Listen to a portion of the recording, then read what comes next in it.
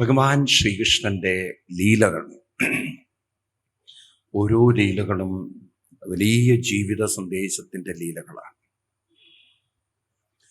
അതുകൊണ്ട് തന്നെയാണ് ഓരോ ലീലകളും നമ്മൾ എടുത്തു പറയാൻ നമ്മുടെ സമയത്തിൻ്റെ ഒരു പരിമിതി നമ്മളെ ബുദ്ധിമുട്ടിക്കുന്നത്. നമ്മളിവിടെ കാണുന്ന മറ്റൊരു ലീല, കൃഷ്ണൻ വളർന്നു വന്ന് കൃഷ്ണന്റെ ജീവിതത്തിൽ പൂതന, മോക്ഷം, തൃണാവർത്തൻ, ശകടാസുരൻ, നളകൂപുര, മണിഗ്രീവന്മാരെ അനുഗ്രഹിക്കല്, അങ്ങനെ അനവധി അനവധി അനവധി അനവധി കാര്യങ്ങൾ.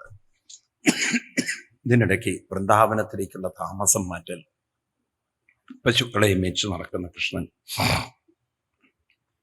അതിനിടയ്ക്കാണ് കാളിന്തി തീരത്ത് മേഞ്ഞു നടക്കുന്ന പശുക്കള് കാളിന്തിയിൽ ചെന്ന് വെള്ളം കുടിക്കുന്നതും, അവിടുത്തെ വിഷ വെള്ളം കുടിച്ച് അവരെല്ലാം അബോധാവസ്ഥയിലേക്ക് പോകുന്നതും, എല്ലാവരും കരയുന്നു കൃഷ്ണനെ വിളിച്ച്. കൃഷ്ണൻ അവിടെ എത്തിച്ചേരുന്നു. ആ പശുക്കളെയൊക്കെ തൻ്റെ ദൃഷ്ടി കൊണ്ട് കൃഷ്ണൻ ഉണർത്തി. കാളിന്തിയുടെ വിഷം തീർക്കാനായി കൃഷ്ണൻ തീരുമാനിക്കുന്നു.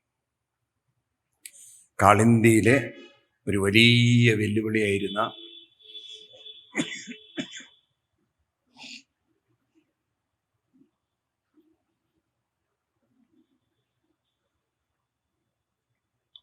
കാളിയനെ അവിടെ നിന്ന് മാറ്റിയിട്ടില്ലെങ്കിൽ കാളിന്തിയിലെ വിഷം ഒരിക്കലും മാറ്റാൻ സാധ്യമല്ല.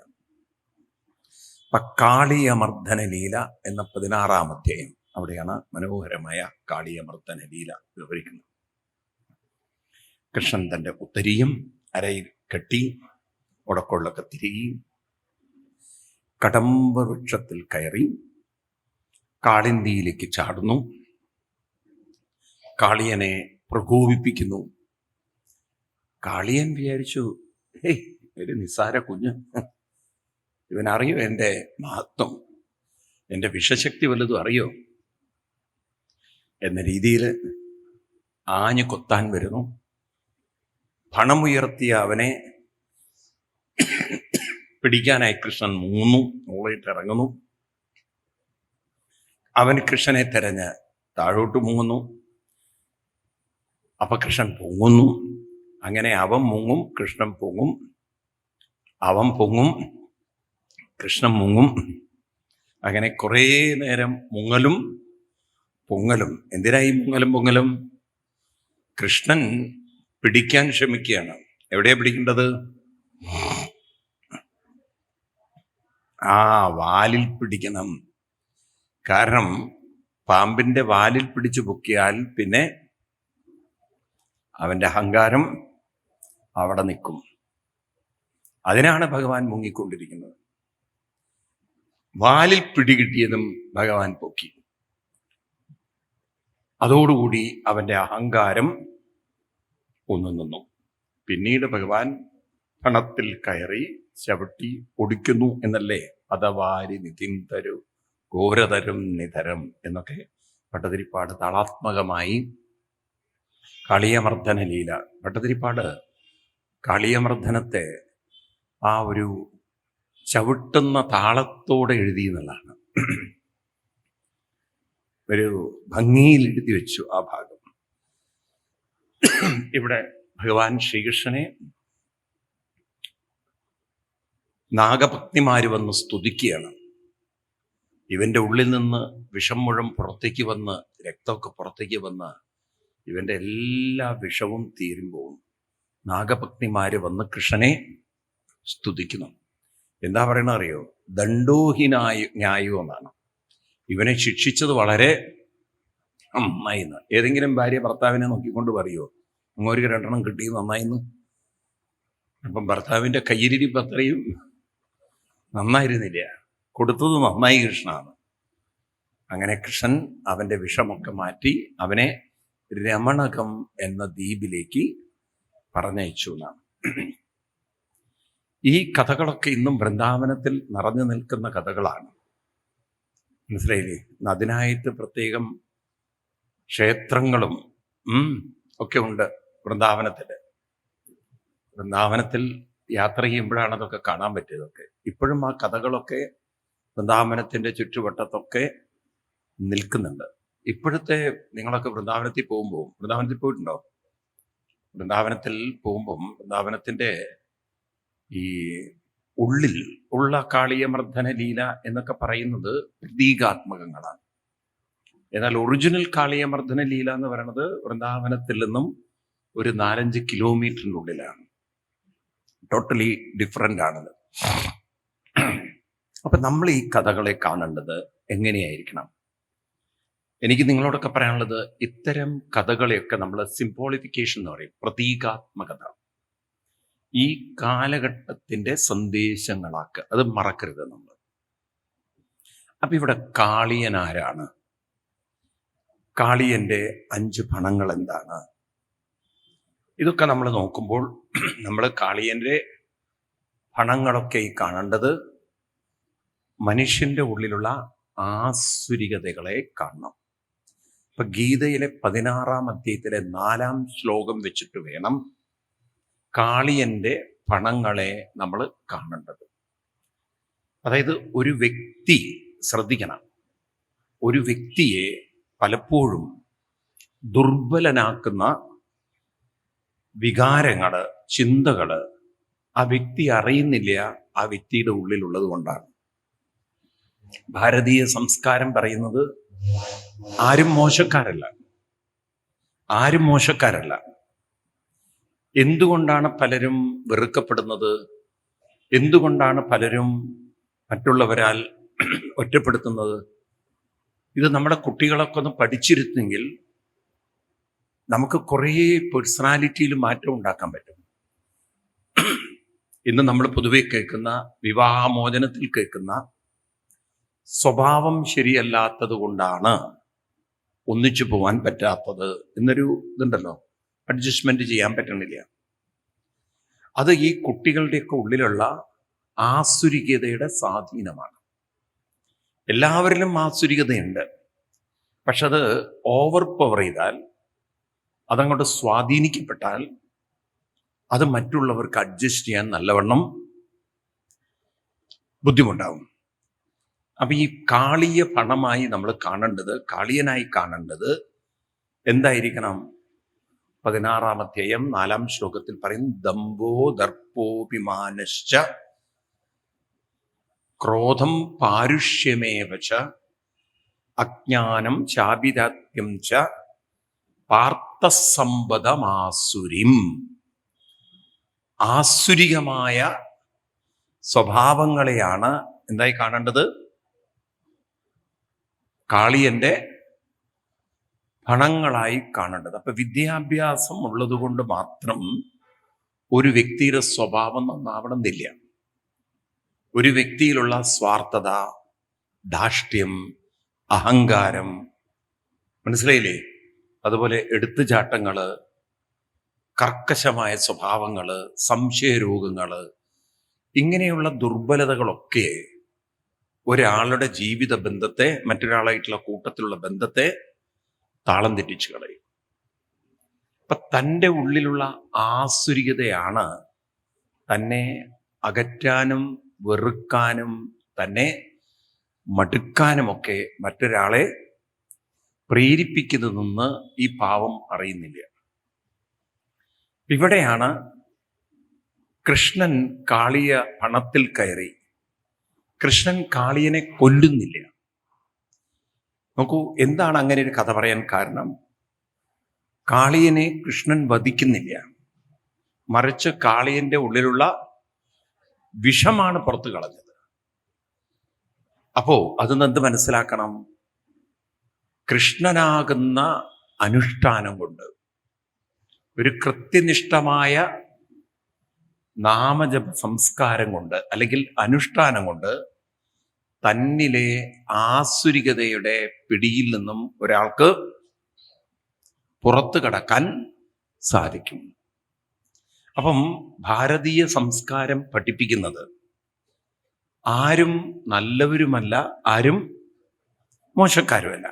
ഒരാളെ മോശക്കാരനാക്കുന്നത് തൻ്റെ തന്നെ സ്വഭാവത്തെ, എല്ലാവരിലുമുള്ള സ്വഭാവങ്ങളെ അതിൽ നമ്മൾ പിടിവാശികൾ വെച്ച് ജീവിക്കുമ്പോൾ, വിട്ടുവീഴ്ചകളില്ലാതെ ജീവിക്കുമ്പോൾ, അത് മറ്റുള്ളവർക്ക് പൊരുത്തപ്പെടാൻ നല്ലൊരു ബുദ്ധിമുട്ടാകും.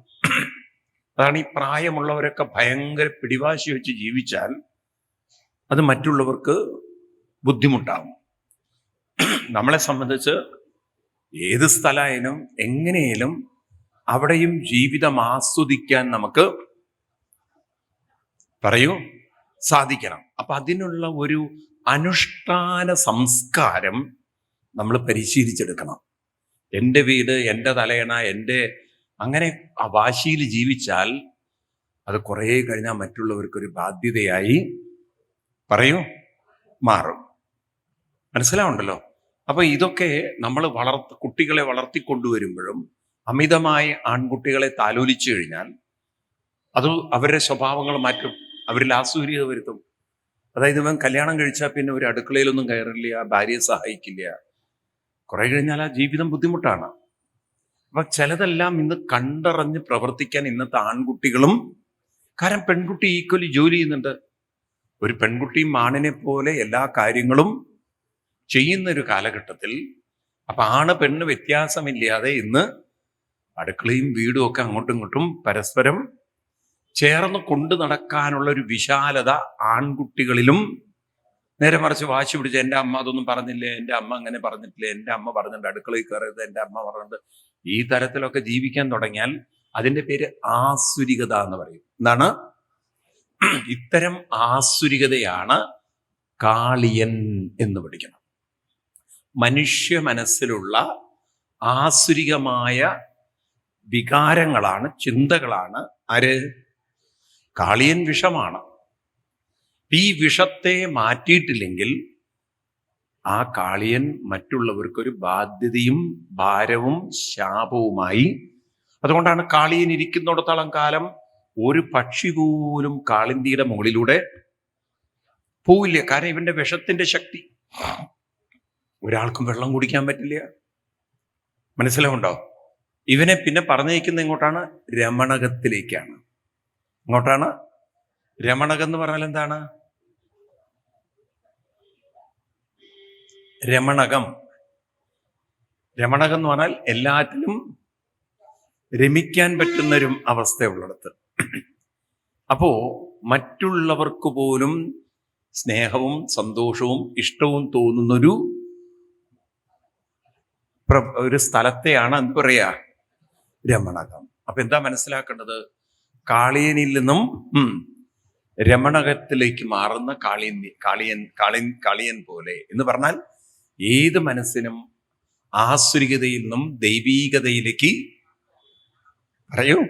മാറാൻ പറ്റും. ഇന്ന് അച്ഛനമ്മമാർക്ക് ആ വിഷനില്ല. എൻ്റെ മക്കളിൽ ഒരു ആസുരികത ഉണ്ടെന്ന് അച്ഛനമ്മമാര് കാണുന്നില്ല. അപ്പൊ കുട്ടികൾ വളർന്നു വരുംതോറും അവരുടെ പിടിവാശികളെല്ലാം, സംശയരോഗങ്ങളോ പിടിവാശികളോ ഒക്കെ കൂടി വന്നാൽ ഇന്നത്തെ കാലത്ത് പ്രത്യേകിച്ചും, അപ്പൊ പിന്നെ അവിടെയൊക്കെ ജീവിതത്തിൽ മുന്നോട്ട് പോവൽ വളരെ ഉറക്കെ പറയോ ബുദ്ധിമുട്ടാണ്. ആണോ അല്ലയോ? അപ്പൊ ആ കുറച്ചൊരു വിട്ടുവീഴ്ച ചെയ്യണമെങ്കിൽ മനസ്സിൽ കുറച്ചൊരു ദൈവീകമായ ഒരു സംസ്കാരം ഉറക്കെ പറയൂ ഉണ്ടാവണം. നിങ്ങൾ നോക്കൂ, ഇപ്പൊ സീത, പാഞ്ചാലി, ഇവരൊക്കെ ശരിക്കും പറഞ്ഞാൽ ഭർത്താക്കന്മാര് സീത ഭർത്താവ്, പാഞ്ചാലിക്ക് ഭർത്താക്കന്മാര് വെറുക്കുന്ന ഘട്ടം വരെ ഉണ്ടോ? സീതയെ ചൂതിൽ പണയം വെക്കുക യുധിഷ്ഠിരൻ. പാഞ്ചാലിയെ യുധിഷ്ഠിരൻ ചൂതിൽ പണയം വെക്കുക.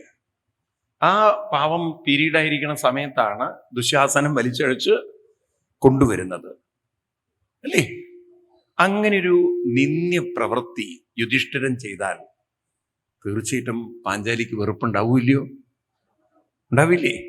എന്നാലും അത് പുറത്തുകൊണ്ട് വീണ്ടും അവരുടെ കൂടെ ജീവിക്കണമെങ്കിൽ അത്രയും അതിനുള്ളൊരു മാനസിക ബലം, അല്ലേ? നിങ്ങൾ നോക്കൂ, സീതാദേവിയെ സ്വീകരിക്കുമ്പോൾ സീതാദേവിയോട് പറഞ്ഞു, നിന്നെ എനിക്ക് കൊണ്ടുപോകാൻ ബുദ്ധിമുട്ടാണ് സീതയെ എന്ന് പറഞ്ഞപ്പോഴല്ലേ സീത അഗ്നിയിലേക്ക് ചാടുന്നത്, ഇല്ലേ? ഇന്നത്തെ പെമ്പിള്ളരാണെങ്കിൽ പറയും, ഞാൻ നേരത്തെ പറയായിരുന്നില്ലേ, ഞാൻ എൻ്റെ വഴി നോക്കിക്കോളാം എന്ന് പറഞ്ഞ് പോവും അവര്. എന്തോന്നും മിണ്ടാത്തത്, പോവില്ലയോ? അപ്പോൾ അന്നത്തെ സീതയ്ക്ക് അത് ഉൾക്കൊള്ളാനുള്ളൊരു മനസ്സുണ്ടായിരുന്നു. ഇത് രാമൻ വ്യക്തിപരമായി പറയല്ല, രാമൻ ഒരു രാജ്യത്തിന്റെ രാജാവാണ്. അപ്പം ഒരു രാജ്യത്തിലെ രാജാവ് ഇങ്ങനെ ഒരാളെ കൊണ്ടുപോയാൽ നാളെ പ്രജകളും അത്തരത്തിലുള്ള തെറ്റുകൾ ചെയ്താൽ രാജാവ് അതിനൊന്നും മിണ്ടാൻ പറയും പറ്റില്ല. കാരണം അന്നത്തെ നിയമവ്യവസ്ഥകൾ നടത്തിക്കൊണ്ടിരുന്ന ജഡ്ജിമാര് കൂടിയായിരുന്നു ആര്? രാജാക്കന്മാര്. അപ്പൊ രാമൻ എന്നൊരു വ്യക്തിയല്ല അവിടെ ഈ സംശയിക്കുന്നത്. രാമൻ എന്നൊരു രാജാവ് പ്രജകൾക്ക് വേണ്ടിയിട്ടാണ് സീതാദേവിയോട് ഇത് പറയുന്നത്. അത് സീതയ്ക്ക് അറിയാം. ഈ തരത്തിലുള്ള ഒരു തിരിച്ചറിവ് അവർക്കുണ്ടായതിന് കാരണം അവർ കൊണ്ടു നടന്ന അനുഷ്ഠാനത്തിന്റെ ശക്തി കൊണ്ട് അവരിലെ ആസുരികത, ആ ഒരു സംശയവും എടുത്തുചാട്ടവും ക്രോധവും അവരെ സ്വാധീനിക്കാൻ അവര് അനുവദിച്ചില്ല. അപ്പൊ ഈ അനുഷ്ഠാനം എന്നത് ജീവിതത്തിൽ ഏറ്റവും പ്രധാനമാണ്. കാളിയന്റെ പണത്തിലിരിക്കുന്ന കൃഷ്ണൻ എന്നാൽ ആസുരികമായ ദുർബല വികാരങ്ങളെ മാറ്റാൻ സാധിക്കുന്ന നാമജപ സംസ്കാരം നടത്തും. അപ്പൊ കൃഷ്ണനാകുന്ന നാമജപ ശക്തി കൊണ്ട് വേണം ഉള്ളിലുള്ള ആസുരികതയെ നമ്മൾ ഉറക്കെ പറയൂ, മാറ്റി നിർത്താൻ. അപ്പം ഒരു ചിട്ടയോടുകൂടി കുട്ടികളെ ജീവിപ്പിക്കേണ്ടത് ആവശ്യമാണോ? നമ്മൾ കോംപ്രമൈസ് ചെയ്തു, നമ്മൾ ട്യൂഷന് പറഞ്ഞയച്ചു. അതുകൊണ്ടൊക്കെയാണ് ഇന്ന് നമ്മുടെ വളർന്നു വരുന്ന കുട്ടികളിൽ ഒരു തരത്തിലും അഡ്ജസ്റ്റ്മെന്റുകൾ ഇല്ലാതെ പോയത്. ആണോ? ഇതിനൊരു മാറ്റം വരുത്താൻ എന്താ വഴി? കോടതികളാണോ ഒരു വഴി? പറയൂ. കോടതികളിലൂടെയാണോ? കൗൺസിലിംഗ് ആണോ ഇതിനൊരു വഴി? പറയൂ നിങ്ങൾ. ഒരു രാവിലെ എണീറ്റ് അമ്പലത്തിൽ പോകുന്ന നാമം ജപിക്കുന്ന സംസ്കാരം കുട്ടികളിൽ ഉണ്ടായിന്ന് വിചാരിക്കുക. അങ്ങനെ ഇനിയിപ്പോൾ അമ്പലത്തിൽ പോകാൻ പറ്റിയില്ലെങ്കിൽ വീട്ടിലിരുന്നെങ്കിലും നാമം ജപിക്കുന്നൊരു സംസ്കാരം ഉണ്ടായിന്ന് വിചാരിക്കുക. ആ കുട്ടികളിലുള്ള മനോബലം മറ്റുള്ളവരെക്കാൾ വളരെ കൂടുതലായിരിക്കും. കാരണം ഇതൊരു സയൻസാണ്. നിങ്ങൾ നോക്കൂ, അതെങ്ങനെയാണ് നമ്മൾ പഠിക്കാതെ പോയത് എനിക്കറിയില്ല. നാമം നമ്മൾ ആവർത്തിക്കുമ്പോൾ, ഞാൻ പറയുന്നത് ശ്രദ്ധിക്കൂ, നമ്മുടെ ശ്രദ്ധ കുറച്ചെങ്കിലും നാമത്തിലേക്ക് പോവില്ലയോ? അങ്ങനെ ആ നാമം ആവർത്തിക്കുമ്പോൾ, ശ്രദ്ധ അതിലേക്ക് പോകുമ്പോൾ മനസ്സിന് ആകർഷണ ശക്തിയുണ്ട്. മനസ്സിന് എന്തുണ്ട്? അപ്പൊ ഈ ഒരു പോസിറ്റീവായിട്ടുള്ള നാമത്തിന്റെ ഊർജത്തെ ആര് അബ്സോർബ് ചെയ്യും? ശ്രദ്ധ അതിലേക്ക് പോകും തോറും മനസ്സ് ആ നാമത്തിന്റെ പോസിറ്റീവ് എനർജിയെ നോക്കൂ. നമ്മുടെ മുഖത്ത് നോക്കി കുറെ ചീത്ത വാക്ക് പറയുക ഒരാൾ, നിങ്ങൾ കഴുതയാണ്, നിങ്ങൾ അതാണ്, ഇതൊക്കെ നമ്മുടെ ഉള്ളിൽ തട്ടുമ്പോൾ ഉള്ളിലൊരു മനോവേദന കൊണ്ട് നമ്മളൊന്ന് ഡൗൺ ആവുമോ? ഉണ്ടാവൂല്ലയോ? ഇല്ല. നിങ്ങളെന്താ പൊട്ടന്മാരാണോ? കാത് കേൾക്കുന്നവർക്ക് ഉള്ളിൽ തട്ടും. കേൾക്കുമ്പോൾ ഉള്ളിൽ തട്ടില്ലേ? ഇല്ല. അപ്പം എങ്ങനെയാ നമ്മൾ എന്തുകൊണ്ടാണ് നമ്മൾ ഡൗൺ ആയി പോയത്? കാരണം ആ ചീത്ത വാക്കുകളിൽ നിന്നുള്ളൊരു നെഗറ്റീവ് ഊർജം നമ്മുടെ മനസ്സ് അബ്സോർബ് ചെയ്തു. അപ്പൊ എത്ര നെഗറ്റീവ് വലിക്കുന്നുണ്ടോ അത്രയും മൈൻഡ് നമ്മളെ എന്താക്കി? തളർത്തി. അപ്പൊ ഒരു നെഗറ്റീവ് വാക്കിൽ നിന്ന് ഒരു നെഗറ്റീവ് ഊർജത്തെ എടുത്ത് മനസ്സിന് ഡൗൺ ആക്കാനുള്ള കഴിവുണ്ടെങ്കിൽ, ഒരു നാമം ജപിക്കുമ്പോൾ അതിലെ പോസിറ്റീവ് ഊർജം എടുത്തിന് മനസ്സിന് നമ്മളെ ഉയർത്താൻ കഴിവുണ്ടാവില്ലേ? അതാരും പഠിച്ചില്ല, ആരും മനസ്സിലാക്കിയില്ല, ആരും പറഞ്ഞു കൊടുത്തില്ല. അതുകൊണ്ട് നാമജപത്തിന് കാര്യമായിട്ടൊരു പ്രാധാന്യം നമ്മൾ കൊടുത്തില്ല. അതുകൊണ്ട് പല കുട്ടികളും എഡ്യൂക്കേറ്റഡ് ആണ്, പക്ഷെ അവര് കൾച്ചേർഡ് അല്ല. അവർ എഡ്യൂക്കേറ്റഡ് ആണ്, പക്ഷെ അവര് മെച്യൂർഡ് അല്ല. അവർ എഡ്യൂക്കേറ്റഡ് ആണ്, അവർക്ക് ഒരു സെൽഫ് കൺട്രോൾ ഇല്ല. ശരിയാണോ ഞാൻ പറയണത്? ശരിയാണോ പറയണത്? ഇത് കാളിയമർദ്ദന ലീലയുടെ നമ്മൾ പഠിക്കണം. അതായത് ഒരു അൺകൾച്ചേർഡ് ആയിട്ടുള്ള, ഒരു ഇമ്മച്യൂർഡ് ആയിട്ടുള്ള, ഒരു വളരെ ഇമോഷണലി സെന്റിമെന്റ് ആയിട്ടുള്ള ഒരു മനസ്സിനെ നാമജപത്തിലൂടെ നമുക്ക് ഒരു പോസിറ്റീവ് മൈൻഡാക്കി മാറ്റാം എന്ന് പഠിപ്പിക്കുന്ന ലീലയാണ് കാളിയ മർദ്ദന ലീല. അപ്പൊ ഇവിടെ കാളിയൻ എന്നത് ആരാണ്? കാളിയൻ ആരാണ്? നമ്മളിലെ ദുർബല മനോവികാരങ്ങളാണ്. കൃഷ്ണൻ ആരാണ്? കൂടെ വരണം നിങ്ങള്. ആരാണ് ഈ കൃഷ്ണൻ? നമ്മൾ ഇത്രയും പറഞ്ഞില്ലേ? ആരാണ് കൃഷ്ണൻ? നാമജപമാണ് കൃഷ്ണൻ. ആരാണ് കൃഷ്ണൻ? ഒരു അനുഷ്ഠാനം, നാമജപമാണ് കൃഷ്ണൻ.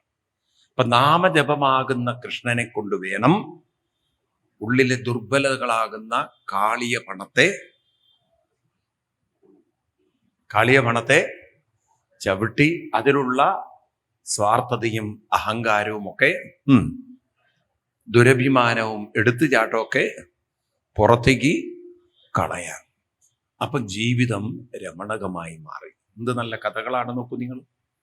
ഇന്നത്തെ കാലഘട്ടത്തിനനുസരിച്ച് നമ്മൾ ഈ കഥകളെ വ്യാഖ്യാനിക്കുമ്പോൾ ഇന്നത്തെ കാലഘട്ടത്തിൻ്റെ സന്ദേശങ്ങളായി ഭാഗവത കഥകളെ നമുക്ക് കാണാൻ സാധിക്കണം. Story is old but the idea is the message is new എന്നാണ്. അതാണ് പുരാണം. പുരാണം എന്ന വാക്കിന്റെ അർത്ഥം ദ സ്റ്റോറി പുരാ എന്ന് പറഞ്ഞാൽ പണ്ടത്തെ സ്റ്റോറിയാണ്. പക്ഷേ നം എന്നുള്ളതിന് നവെന്നാണ് അർത്ഥം. പക്ഷെ ദ ഐഡിയ, ആശയങ്ങള്, സന്ദേശങ്ങൾ നവവും.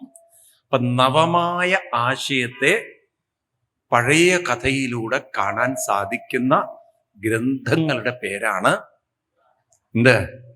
പുരാണം. ഇവിടെ വെറും കഥ പറഞ്ഞു പോയാൽ എന്താ പ്രശ്നം? കാലഘട്ടത്തിന്റെ സന്ദേശങ്ങളൊന്നും നമുക്ക് കഥകളിലൂടെ വായിച്ചെടുക്കാൻ, മനസ്സിലാക്കിയെടുക്കാൻ പറ്റാതെ വരും. മനസ്സിലാവുണ്ടോ നിങ്ങൾക്ക്? ഇങ്ങനെ ഭാഗവതത്തെ നമുക്ക് പഠിക്കാനും മനസ്സിലാക്കാനും പറഞ്ഞു കൊടുക്കാനും സാധിച്ചാൽ ഒരു തലമുറയെ നമുക്ക് വലിയ ദുരന്തങ്ങളിൽ നിന്നും കുടുംബ പ്രശ്നങ്ങളിൽ നിന്നൊക്കെ രക്ഷപ്പെടുത്താൻ സാധിക്കും. പഴയ കാലഘട്ടത്തിലെ പല കഥകൾ നോക്കൂ നിങ്ങൾ. ഇപ്പൊ കുചേല ചരിതം നാളെ നമ്മൾ കാണും. ആ കുചേലൻ ജോലിയൊന്നും ചെയ്തിട്ടില്ല, വിദ്യാഭ്യാസമൊക്കെ കഴിഞ്ഞ ആള് നാമജപത്തിൽ മുഴുകിയെന്നാണ്. അദ്ദേഹത്തിന്റെ ഭാര്യ ഓരോ വീടുകളിൽ പോയി യാചിച്ചു കൊണ്ടുവന്നിട്ടാണ് ആരെ നോക്കിയത്? യാചിച്ചിട്ടാണ് ഇദ്ദേഹത്തിന് വേണ്ട അഷ്ടിമുട്ടി ജീവിതമൊക്കെ കൊണ്ടു നടന്നത്. വിദ്യാഭ്യാസമുള്ള കൃഷ്ണനെ പോലെ വിദ്യാഭ്യാസമുള്ള ആളായിരുന്നു ആര്? കുചേലൻ. കാര്യമായിട്ട് പണിക്കൊന്നും പോയില്ല. എന്ത് ചെയ്തു? ഇരുന്ന് ജപിച്ച് അദ്ദേഹത്തിന് അതിന് താല്പര്യം വന്നു. അപ്പൊ ഭാര്യ ഓരോ വീടുകളിൽ പോയിട്ടൊക്കെ യാചിച്ച് കൊണ്ടുവന്ന് ആരെ നോക്കും? സുധാമാവിനെ നോക്കും. എന്നാലോചിച്ച് നോക്കൂ. ഒരു പണിക്കും പോവാതെ വിദ്യാഭ്യാസമുള്ള ഒരാൾ വീട്ടിലിരിക്കുന്നു, ജപിക്കുന്നു, കാര്യങ്ങളൊക്കെ ചെയ്തിട്ട്. എന്നിട്ട് ഭാര്യ ഓരോന്ന് പണിയെടുത്ത് കൊണ്ടുവരുന്നു. എന്നിട്ട് ഭർത്താവിനെയും നോക്കുന്നു. അത് അത്രയും ആ ഭർത്താവിനോടൊരു ആദരവുള്ളത് കൊണ്ട് ആവില്ല ചെയ്തിട്ടുണ്ടാവുക. ഒന്നിക്ക് നിവൃത്തികേട് കൊണ്ട് ചെയ്തിട്ടുണ്ടാവും. ഇനി ഇതിലും വേറെ ഒന്നും കിട്ടാൻ പോണില്ല, അതിന് നല്ല ഇരുപത് തന്നെ കൊണ്ടു നടക്കാന്ന്. തീറ്റി പോയിട്ട് കൊണ്ടു നടന്നാലും കുഴപ്പമില്ല. നിവൃത്തികേട് കൊണ്ടാണോ സുധാമാവിന്റെ ഭാര്യ സുധാമാവിനെ കൊണ്ടു നടന്നത്? അത് ബഹുമാനം കൊണ്ടാണോ? അത് നിങ്ങളാ പറയേണ്ടത്. സുധാമാവിന്റെ ഭാര്യയ്ക്ക് സുധാമാവിനോട് ബഹുമാനമായിരുന്നോ അതോ പെട്ടുപോയി ഇനിയിപ്പോ ഇത് കൊണ്ടു നടന്നല്ലേ മറ്റുള്ള ദൈവമേ നിവൃത്തികേടായിരുന്നോ? പറയൂ. അപ്പൊ എന്താണ് ആ ബഹുമാനം ഉണ്ടാക്കാൻ? ആ ഒരു ജോലി ചെയ്യുന്നില്ല, ഒരു വരുമാനവും ഇല്ല, പാവം ഭാര്യ പോയി യാചിക്കണം. ഇന്നത്തെ പെമ്പിള്ളേര് തയ്യാറാവോ? ഒന്നും മിണ്ടാത്തത് നിങ്ങൾ. ഇന്നത്തെ പെമ്പിള്ളേര് തയ്യാറാവോ? എന്തു ചെയ്യും? തോണ്ടി പുറത്തിട്ടില്ലേ? വാതിലടച്ച് കുറ്റിയിടില്ലേ? ഉണ്ടോ ഇല്ലയോ? അതെന്തുകൊണ്ട്? സുദാമാവിന്റെ ഭാര്യയ്ക്ക് സുദാമാവിൽ ആദരണീയമായൊരു സംസ്കാരം കാണാൻ പറ്റി. ഉണ്ടോ? എന്ത് കാണാൻ പറ്റി? വളരെ ആദരണീയമായൊരു സംസ്കാരം. ഭാഗവത്തിൽ കാണാം. സുദാമാവിന് നാളെ നമ്മൾ പഠിക്കുക കഥ. ഞാനൊന്ന് അഡ്വാൻസ് ആയിട്ട് പറഞ്ഞു മാത്രം. 3 ഗുണങ്ങൾ ഉണ്ടായിരുന്നു എന്നാണ്. ഭാര്യ എന്തു കൊടുത്താലും പരാതിയില്ല, എന്തു കൊടുത്താലും തൃപ്തി എന്നേ പറയുള്ളൂ, നന്നായി എന്നേ പറയുള്ളൂ. ഇന്നതൊക്കെ വേണമെന്നൊരു പ്രതീക്ഷയും ആഗ്രഹവും ഡിമാൻഡും ഇല്ല. അപ്പൊ അങ്ങനെയുള്ളൊരു ഭർത്താവിനോട് ആദരവ് കൂടുമില്ലയോ? പറയൂ, കൂടില്ലേ? ആ സംസ്കാരം സുദാമാവിന് കിട്ടിയത് എവിടുന്നാ? ഈ നിരന്തരമായ അനുഷ്ഠാനത്തിനാണ്. അപ്പൊ ഒരു കാര്യം ഉറപ്പല്ലേ, കുട്ടികൾ ഈ അനുഷ്ഠാനം കൊണ്ടുപോയാൽ അവരിൽ എന്തൊക്കെ ന്യൂനതകൾ ഉണ്ടെങ്കിലും പരസ്പരമായൊരു ബഹുമാനം ഉണ്ടാകും. അപ്പൊ നമ്മൾ എന്തായാലും ഒരു കാര്യം തീരുമാനിക്കണം. നാമജപമില്ലാത്ത ഒരു കുട്ടിയും നമ്മുടെ വീടുകളിൽ ഉറക്കെ പറയൂ, ഇത് നിങ്ങളാണ് ഉറപ്പുവരുത്തേണ്ടത്. നിങ്ങൾ ഉറപ്പുവരുത്തണം. ഇനി വലിയവരായാലും അവരോട് എന്ത് പറയണം? മക്കളുടെ കൂടെയൊക്കെ പോയി നിൽക്കണമെങ്കിൽ ഡിമാൻഡ് വെക്കണം. നിങ്ങൾ നാമം ചൊല്ലുന്നുണ്ടെങ്കിൽ ഞാൻ വന്ന് താമസിക്കുന്നു പറയാനുള്ള ഗഡ്സ് ഉണ്ടോ നിങ്ങൾക്ക്? മിണ്ടണില്ല. കണ്ടില്ലേ? കാളിയമർദ്ദനയിലൊക്കെ കുഴപ്പമൊന്നുമില്ല, പക്ഷെ ഇങ്ങനെ വന്നാൽ അപകടമാണ്. അത് പറയാനുള്ള ഗഡ്സ് ഉണ്ടോ നിങ്ങൾക്ക്? എത്ര പേര് കണ്ട്? നിങ്ങൾ നാമജപങ്ങളൊക്കെ ചെയ്താലേ ഞാൻ നിങ്ങളുടെ കൂടെ വന്ന് താമസിക്കുള്ളൂ എന്ന് പറയാനുള്ളൊരു ധൈര്യം ഉണ്ടോ? അങ്ങനെയുള്ള വീട്ടിലേ നിങ്ങൾ പോവുള്ളൂ എന്ന് തീരുമാനിക്കാൻ പറ്റുമോ? അല്ലെങ്കിൽ എൻ്റെ കൂടെ വന്ന് താമസിക്കണമെങ്കിൽ നിങ്ങളിതൊക്കെ ചെയ്യണമെന്ന് പറയാനുള്ള ഒരു ധൈര്യം ഉണ്ടോ? ധൈര്യമുണ്ടോ? നോക്കൂ, ഇപ്പൊ എവിടെ കിടക്കണോ നമ്മുടെ കുട്ടികളുടെ അവസ്ഥ. അവർക്കൊരു നാമജപ സംസ്കാരവുമായി യാതൊരു പുറകെ പറയൂ ബന്ധമില്ല. ഇപ്പൊ 2 കാര്യങ്ങൾ നിങ്ങൾ തീരുമാനിക്കണം. ഒന്നുകിൽ അവര് നാമജപ സംസ്കാരം ഉണ്ടെങ്കിലേ നിങ്ങളടുത്ത് വന്ന് താമസിക്കാവൂ.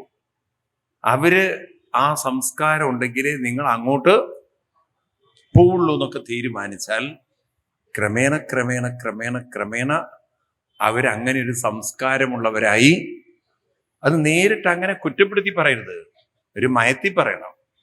എനിക്കൊരു അനുഷ്ഠാനമുണ്ട്, അവിടെ അതൊന്നും ഇല്ലാത്തതുകൊണ്ട് അവിടെ വരാൻ എനിക്ക് ഒരു താല്പര്യക്കുറവുണ്ട് എന്ന് പറഞ്ഞാൽ ക്രമേണ അവർക്ക് മനസ്സിലാവും നമ്മളും ഇതൊക്കെ എന്ത് ചെയ്യണം. എന്താ ഒന്നും മിണ്ടാത്തത് നിങ്ങള്? ഇതൊക്കെ ഒന്ന് കൊണ്ടു നടക്കണമെന്ന്. അപ്പൊ അങ്ങനെ ഒരു സംസ്കാരം നമ്മുടെ വീടുകളിൽ കൊണ്ടുവരാൻ ഒരു പ്രചോദനത്തിന് വളരെ ഉപകരിക്കുന്ന കഥയാണ് ഇത്, കാളിയ മർദ്ദന ലീല. ഇത് കുറച്ചൊരു പണിയെടുക്കാനുണ്ട്, മനസ്സിലായില്ലേ? കഥ കേൾക്കാൻ എളുപ്പമാണ്, പക്ഷെ അതിനെ നവമായൊരു ജീവിത സംസ്കാരത്തിലേക്ക് കൊണ്ടുവരണമെങ്കിൽ ഇത്തിരി ബുദ്ധിമുട്ടാണ്. ഏതായാലും ഒരു കാര്യം ഉറപ്പിക്കുക, നമ്മൾ എന്തായാലും എന്തന്വേഷിക്കണം? നമ്മളെന്തായാലും എന്ത് ചെയ്യണം? നാമജപ സംസ്കാരം ഉള്ളവരായി മാറണം. അത് ഈ കഥയിൽ നിന്ന് ഉൾക്കൊള്ളാൻ പറ്റിയാൽ നമ്മുടെ ജീവിതത്തിലെങ്കിലും നമ്മുടെ ഉള്ളിലുള്ള കാളിയ സംസ്കാരത്തെ നമുക്ക് പതുക്കെ മാറ്റാം. നോക്കൂ, ഒരു സംസ്കാരത്തെ മാറ്റാൻ വേറൊരു സംസ്കാരം കൊണ്ട് മാത്രമേ സാധിക്കുകയുള്ളൂ. ഇത് ഭാരതീയ ഋഷിവര്യന്മാർ ഉറപ്പു തരികയാണ്. മനസ്സിലായില്ലേ? ഇപ്പൊ നിരന്തര നാമജപം കൊണ്ട് ഒരു രത്നാകരൻ ആരാവാം? വാത്മീകിയാവാം. അപ്പൊ നമ്മളും അങ്ങനെ ജപിക്കാൻ തുടങ്ങിയാൽ ആരാവാം? വാത്മീകിയോ? വാത്മീകിയെ പോലെ ആവാം. അല്ല, നിങ്ങൾ എന്തിനാ വാത്മീകിയാവണത്? ആരെ പോലെയാവാം? വാത്മീകിയാവാനല്ല, വാത്മീകിയെ പോലെയാവാം. അതല്ലേ പറ്റുള്ളൂ. വാൽമീകി ഓൾറെഡി മറ്റേ ആളായി കഴിഞ്ഞു. അപ്പൊ അതുകൊണ്ട് നാമജപ സംസ്കാരത്തിലൂടെ ഒരു പരിവർത്തനം സാധ്യമാണ്. നാമജപത്തിലൂടെ ഒരു മാറ്റം സാധ്യമാണ്. ഗീതയില് 9-ാം അധ്യായത്തില് 30-ാം ശ്ലോകം, ഇതൊക്കെ എടുത്ത് വായിക്കുമ്പോൾ നിങ്ങൾക്കത് വ്യക്തമാവും. ഭഗവത്ഗീതയില് 9-ാം അധ്യായത്തിലെ ഒരു കൗൺസിലിങ്ങിനും പോണ്ട, ഒരു സൈക്കാട്രിസ്റ്റിന്റെ അടുത്തും പോണ്ട. നിങ്ങൾ ഈ പറയുന്നതൊക്കെ ചെയ്യാൻ തുടങ്ങിയാൽ ഇന്ന് നമ്മുടെ കുട്ടികളൊക്കെ എവിടെ എത്തിക്കാന്നറിയോ? മറ്റത് കല്യാണം കഴിഞ്ഞാൽ കൗൺസിലിങ്ങിന് കൊണ്ടുപോകണം, സൈക്കാട്രിസ്റ്റിന്റെ അടുത്ത് കൊണ്ടുപോകണം. ഇതൊക്കെ എന്തുകൊണ്ട് വന്നു? കാരണം ആ മനസ്സ് പലതരത്തിലുള്ള ദുർബലതകളിൽ കുരുങ്ങിപ്പോയതുകൊണ്ട്. ഇവിടെ എന്താ പറയണത് കൃഷ്ണൻ? അഭിഛേദ് സുദുരാചാര 9-ാം അധ്യായം കണ്ടില്ലേ? അഭിഛേദ് സുദുരാചാര ഭജതേ മാമനന്യഭാഗ് സാധുരേവ സമന്തവ്യ സമ്യക് വ്യവസ്ഥിതോ ഹി സഹ. അഭിഛേദ് ഒരാള് ദുരാചാര അഭിഛേദ്. ഒരാളുടെ ജീവിതത്തിൽ എല്ലാ ദുരാചാരങ്ങൾ ഉണ്ടായാൽ പോലും, അഭിഛേദ് എന്ന് പറഞ്ഞാൽ പോലും, ഉണ്ടെങ്കിൽ പോലും, അതായത് ഒരാളുടെ മനസ്സത്ര നല്ല മനസ്സൊന്നും അല്ലെങ്കിൽ പോലും, നമ്മൾ പറയില്ലേ ഈവനീം, അങ്ങനെയാണെങ്കിൽ പോലും, ഭജതേ മാമനന്യഭാഗ്, ഭജതേ ആരാണോ എന്നെ നാമജപം ഭജിക്കുന്നത്, എങ്ങനെ ഭജിക്കുന്നത്? അനന്യബോധത്തോടെ. എങ്ങനെ എന്ന് വെച്ചാൽ ആ നാമജപത്തിൽ അത്രയും ആസക്തി. ഭക്തി എന്ന് പറഞ്ഞാൽ എന്താണ്? വാക്ക് മറക്കരുത് നിങ്ങൾ. ഭക്തി എന്ന് പറഞ്ഞാൽ എന്താണ്? നാമത്തിലുള്ള ആസക്തിയാണ് ഭക്തി. അതിലത്രയും ലയം വന്ന് ജപിക്കുമ്പോൾ സാധുരേവ സമന്തവ്യ, അവര് ക്രമേണ സാധു, സംസ്കൃതത്തിൽ സാധു എന്ന് പറഞ്ഞാൽ ശ്രേഷ്ഠൻ, മഹാൻ എന്നൊക്കെയാണ്. പാവം എന്നുള്ള അർത്ഥത്തിലല്ല സാധു. സംസ്കൃതത്തിൽ സാധു എന്ന് പറയുന്നത് ശ്രേഷ്ഠനാണ്. സാധു, സാധുരേവ സമന്തവ്യ സമ്യക് വ്യവസ്ഥിതോ ഹി സഹ. ക്രമേണ അവരുടെ മനസ്സ് വ്യവസ്ഥിതമായി തീരും.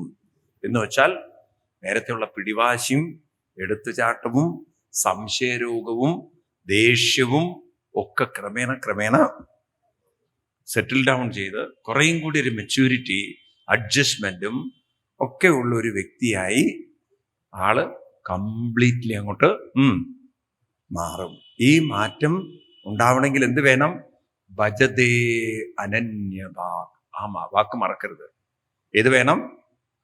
ഭജിക്കണം, അനന്യഭാഗ്. അപ്പൊ നാമജപം ജീവിതത്തിന്റെ ഒരു ഭാഗമായി, ഒരു അനുഷ്ഠാനമായി രാവിലെയും വൈകുന്നേരമൊക്കെ നമ്മൾ അവർക്ക് പറയൂ കൊണ്ടു നടക്കണം. അതിൻ്റെ ഒരു പ്രാധാന്യം നോക്കൂ. ഇതൊക്കെ ആരെങ്കിലും നമുക്ക് പറഞ്ഞു തരുന്നെങ്കിൽ, ഇതെല്ലാവരും ഉൾക്കൊണ്ടിരുന്നെങ്കിൽ എവിടെ എത്തുമായിരുന്നു ഈ ഭാരതത്തിലെ, നമ്മുടെ കേരളത്തിലെ കുട്ടികൾ?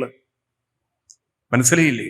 സപ്താഹങ്ങളൊക്കെ ഉണ്ടെങ്കിലും ആരൊന്നും വേണ്ട പോലെ നമ്മളെ കൺവിൻസ് ചെയ്തില്ലേ. നാമജപമൊക്കെ ഉണ്ട് നമുക്കറിയാം, പക്ഷെ അതിൻ്റെ ഒന്നും പ്രാധാന്യം പലർക്കും അറിയില്ല.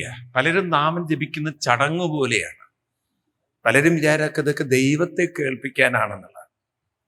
പിന്നെയല്ലേ മനസ്സിലായത് ദൈവത്തെ കേൾപ്പിച്ചിട്ടൊന്നും കാര്യമില്ല, വരാനുള്ളതൊന്നും വഴി തങ്ങില്ല. അതുകൊണ്ടാണ് നമ്മളെ കുട്ടികൾ ചോദിക്കണം, നാമം ചൊല്ലിയുണ്ടെന്നാ പരീക്ഷ പാസ്സാവൂ, നാമം ചൊല്ലിയുണ്ടെന്നാ ദൈവം വന്ന് പരീക്ഷ പേപ്പർ നോക്കൂ, നാമം ചൊല്ലിയുണ്ട് എൻ്റെ ജോലി ദൈവം നോക്കൂ. അപ്പൊ നമ്മൾ അങ്ങനെ പഠിപ്പിച്ചു പോയി, ദൈവത്തിന് വേണ്ടിയിട്ടാണെന്ന്. ഇതൊന്നും ദൈവത്തിന് വേണ്ടിയിട്ടല്ല. ഇതെല്ലാം അവനവന്റെ ദുർബലതകളിൽ നിന്നും പക്വതയിലേക്ക് ഉയർത്താനാണെന്ന് ആരും പറഞ്ഞു തന്നില്ല. അങ്ങനെ പറഞ്ഞ് മനസ്സിലാക്കി തന്നിരുന്നെങ്കിൽ, ഇത് എനിക്ക് ആവശ്യമാണ്, ഇതെന്റെ ജീവിതത്തിൽ പ്രയോജനം ചെയ്യും, മനസ്സിലായില്ലേ? എൻ്റെ സ്വഭാവത്തിൽ കുറേയും കൂടി എനിക്ക് ഒരു നല്ല സ്വഭാവത്തെ വാർത്തെടുക്കാൻ സാധിക്കും. ഈ ബോധം നമ്മളിൽ ഉറപ്പായിട്ടും ഉണ്ടാകുമായിരുന്നു. ഏതായാലും ഇങ്ങനെ ഈ ഒരു കഥ പറഞ്ഞു. ഈ കഥയുടെ പേരാണ് കാളിയ മർദ്ദനലീല. അത് ഞാൻ പറഞ്ഞ ഇത്രയും ഡീറ്റെയിൽ ആയിട്ട് പറയുമ്പോൾ ഒരുപാട് സമയം പോകും. അത് കഴിഞ്ഞ് കൃഷ്ണൻ അങ്ങനെ വളർന്ന് വലുതാവുന്നു. വലുതായി വലുതായി കൃഷ്ണന്റെ ആ ഒരു നോട്ടവും ഭാവവും നൃത്തവും പാട്ടും ഗോപികമാരെ ഏറെ വശീകരിച്ചു. അവർക്ക് കൃഷ്ണനെ കാണാൻ പറ്റുന്നില്ല. ഡെയിലി അവർക്കാരെ കാണണം? കൃഷ്ണനെ. അതിപ്പോ ഇന്നത്തെ കുട്ടികളുണ്ടല്ലോ, പ്രേമത്തിൽ വീണ തോണ്ടിക്കൊണ്ടേയിരിക്കണം. അവർക്ക് ചാറ്റ് ചെയ്യണം, തോണ്ടണം, ഇല്ലേ? എന്നതുപോലെ ഗോപികമാർക്ക് കൃഷ്ണനോട് അത്രയും ഒരു തീവ്ര അനുരാഗം വന്നു. അവർക്ക് കൃഷ്ണന്റെ പാട്ട് കേൾക്കണം, കൃഷ്ണനോട് എന്തെങ്കിലും സംസാരിക്കണം. കൃഷ്ണനെ കാണാതിരിക്കാൻ അവർക്ക് പറ്റുന്നില്ല.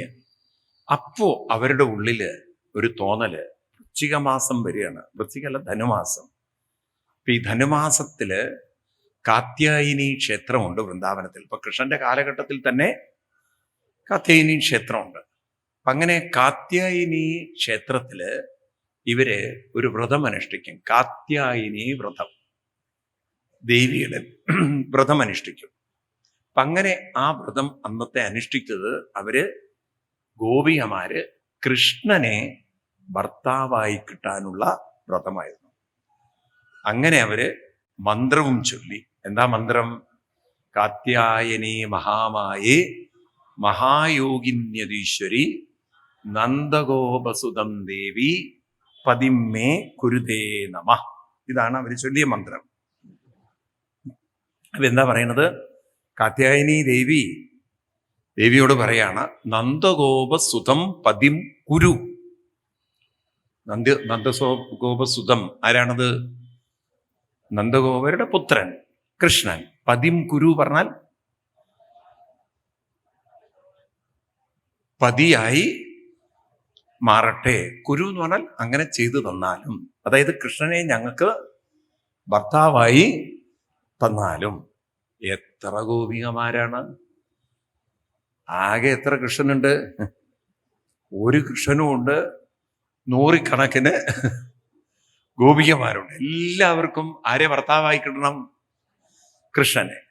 അപ്പൊ ഇവരെല്ലാം ആ ഒരു ധനുമാസ ദിവസത്ത് ആ തണുപ്പുള്ള രാത്രിയില് പുലർച്ചയ്ക്ക് ഇറങ്ങി കാളിന്തി തീരത്തെത്തി. വസ്ത്രമൊക്കെ അവര് അഴിച്ചു വെച്ചു. അപ്പൊ അന്നത്തെ പോലെ ഇന്നിപ്പം അങ്ങനെ പറ്റില്ലല്ലോ. പണ്ടൊക്കെ അങ്ങനെ ആൾക്കാരങ്ങനെ കുളിക്കണ്ടായിരിക്കാം. തുണിയൊക്കെ അവിടെ അഴിച്ചു വെച്ചിട്ട് അവര് ആ നാണും മാനൊന്നും നോക്കാതെ അവിടെ വെള്ളത്തില് മുങ്ങി കുളിയൊക്കെ കഴിഞ്ഞ് പോരും. അങ്ങനെയാണ്. അന്ന് അവര് അവിടെ തുണിയൊക്കെ അഴിച്ചു വെച്ച് വെള്ളത്തിൽ മുങ്ങി ഉറക്കെ ചൊല്ലുകയാണ്, കാത്യായനി മഹാമായേ മഹായോഗിന്യതീശ്വരീ നന്ദഗോപസുതം ദേവി പതിമ്മേ കുരുതേ നമ എന്നൊക്കെ ചൊല്ലി അവരങ്ങ് മുങ്ങി പൊങ്ങുമ്പോഴേക്കും അവർക്ക് കൃഷ്ണന്റെ പുല്ലാങ്കുഴൽ നാദം കേൾക്കാൻ പറ്റി. ആ പുല്ലാങ്കുഴൽ കേട്ടപ്പോഴേ അവരുടെ ഉള്ളിൽ ഒരു ഒരു രോമാഞ്ചം. കാരണം അവരുടെ മനസ്സ് പറയുന്ന ആ പുലർച്ചയ്ക്ക് അങ്ങനെ പ്രതീക്ഷിക്കുന്നില്ല കൃഷ്ണനെ. അവരെ മനസ്സ് പറയണത് ഞങ്ങളുടെ ആ ഒരു പ്രാർത്ഥന ദേവി കേട്ടതുകൊണ്ടാണ് കൃഷ്ണന്റെ ഈ ഓടക്കുഴൽ നാദം ഞങ്ങൾക്ക് കേൾക്കാൻ സാധിച്ചത് എന്നുള്ളൊരു തോന്നല്. അത് കഴിഞ്ഞ് ഒരു ഗോപിക മറ്റുള്ള ഗോപികമാരോട് പറഞ്ഞു, ദേ അങ്ങോട്ട് നോക്കുന്ന്. കൃഷ്ണൻ അവര് കുളിക്കുന്ന ആ കാളിന്തിയുടെ തീരത്തുള്ള മരത്തിന്റെ മുകളിലാണ് കയറി നിൽക്കുന്നത്. അവിടെ ഇരുന്നിട്ടാണ് പുല്ലാങ്കുഴൽ. സന്തോഷം കൊണ്ട് അവരങ്ങനെ കൈകൂപ്പോഴാണ് വേറൊരു ഗോപിക പറഞ്ഞത്, കൃഷ്ണന്റെ അടുത്ത കൊമ്പിലേക്ക് നോക്കിയോ എന്ന്. അപ്പൊ അടുത്ത കൊമ്പിലേക്ക് നോക്കുമ്പോ എന്താണ്, മൊത്തം തുണി അവിടെ തൂക്കിയിട്ടിരിക്കുക. താഴെയുള്ള തുണിയെല്ലാം വാരി മുകളിൽ കൊണ്ടുപോയിട്ടിരിക്കണു. അപ്പോഴാണ് ഇവർക്ക് ബോധം വന്ന, അയ്യോ തുണിയില്ലല്ലോ എന്ന്. ഒരു തുണിയില്ലാതെ വെള്ളത്തിൽ കിടക്കണതേ. എല്ലാവരും കഴുത്ത് വരെ വെള്ളത്തിൽ മുങ്ങിട്ട നിൽപ്പ്. കാരണം കൃഷ്ണൻ മോള് നോക്കിക്കൊണ്ടിരിക്കുകയാണ്.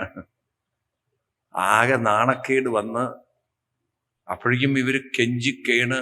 അവര് മന്ത്രമൊക്കെ മാറ്റി, പതിം ഗുരു എന്നൊക്കെ മാറ്റി ഇപ്പൊ തുണിം ഗുരു എന്നാക്കി. ഞങ്ങൾക്ക് ഇനി പതിയൊന്നും വേണ്ട, ഞങ്ങൾക്ക് എന്ത് മതി, പതിയെ ഞങ്ങളുടെ തുണി തന്നാ മതി. ഞങ്ങൾക്ക് എങ്ങനെയെങ്കിലും ഈ നാണക്കേടുന്നൊന്ന് പുറത്ത് കടന്നാൽ മതി. കൃഷ്ണ വാസന്തീയതാം, ഞങ്ങൾ അവിടുത്തെ തോഴികളല്ലേ, സഖികളല്ലേ, പ്രിയകളല്ലേ, എന്തും അനുസരിക്കുന്ന അവിടുത്തെ ദാസികളല്ലേ എന്നൊക്കെ അവർ പറഞ്ഞു. അപ്പൊ കൃഷ്ണൻ അവിടുന്ന് ഉറക്കെ, ഗോപികമാരെ, എനിക്ക് നിങ്ങളുടെ വസ്ത്രമൊന്നും വേണ്ട, ഓരോരുത്തർ കയറി വരും, ഞാൻ തരാന്ന്. അവര് പറഞ്ഞു, നല്ല കേമം, തുണിയില്ലാതെ കയറി വരേ. തുണിയില്ലാതെ കയറി വരുന്ന പ്രശ്നമില്ല. കൃഷ്ണ, ഞങ്ങളുടെ വസ്ത്രം താഴെ ഇടണം, സ്ത്രീകൾ കുളിക്കുന്നിടത്ത് കൃഷ്ണൻ എന്താ കാര്യമുള്ളത്, കൃഷ്ണൻ ഇവിടുന്ന് പോവും, ഞങ്ങൾ ഇവിടുന്ന് കുളിച്ചിട്ട് വന്നോളാം എന്നൊക്കെ അവരും. കൃഷ്ണൻ പറഞ്ഞു, ഞാൻ വസ്ത്രം തന്നിട്ടേ പോവുള്ളൂ. അപ്പൊ ഒരു ഗോപിക്ക് കലി വന്നു. കൃഷ്ണ, ഞാൻ ചെന്ന് നന്ദഗോപരോട് പറഞ്ഞാൽ കൃഷ്ണന് കിട്ടും നന്ദഗോപരെടുത്തുനിന്ന്. അപ്പൊ കൃഷ്ണൻ പറഞ്ഞു, വേഗം പോയിട്ട് വരുമെന്ന്. അപ്പൊ അവക്കും മനസ്സിലായി, വേഗം പോകണമെങ്കിൽ കയറണ്ടേ, തുണിയില്ലാതെ എങ്ങനെ അവിടെ പോവുക.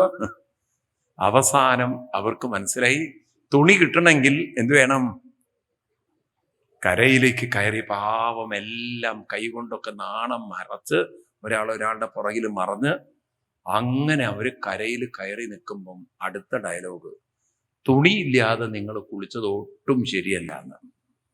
അതുകൊണ്ട് നിങ്ങൾക്കൊരു പ്രായശ്ചിത്തം ചെയ്തേ പറ്റുള്ളൂ. നിങ്ങൾ ചെയ്ത തെറ്റിനൊരു പ്രായശ്ചിത്തം ചെയ്തേ പറ്റുള്ളൂ. ഗോപികമാരന്തം വിട്ടത് കയറി വന്നാൽ തരാന്ന് പറഞ്ഞ സാധനമാണ്. അപ്പൊ കയറി വന്നപ്പോ ഇനി പറയുന്നു, ഞങ്ങൾ ചെയ്ത തെറ്റാണെന്ന്, അതിനൊരു ചെറിയൊരു പ്രായശ്ചിത്തം ചെയ്യണമെന്ന്. എന്ത് പ്രായശ്ചിത്തം പറഞ്ഞു? വേറൊന്നും വേണ്ട, 2 കൈ മൂർധാവിലേക്ക് വെച്ചാൽ മതി. ആകെ നാണം മറയ്ക്കാനുള്ള സാധനം. ഇന്നാണെങ്കിൽ ഇതിന് പറയാ പോക്സോ കേസ് എന്നാണ്. കൃഷ്ണന് ജാമ്യം പോലും കിട്ടില്ല. കൃഷ്ണൻ വന്നിടത്തേക്ക് തന്നെ പോണ്ടി വരും, ജനിച്ചിടത്തേക്ക് തന്നെ. എവിടെയാ ജനിച്ചത്? കൃഷ്ണൻ എവിടെയാ ജനിച്ചത്? ശരിക്കും പറഞ്ഞ ആദ്യത്തെ കേസിൽ, ഈ പോക്സോ കേസിൽ പ്രതിയാവേണ്ട ആളായിരുന്നു ആര്? കൃഷ്ണൻ.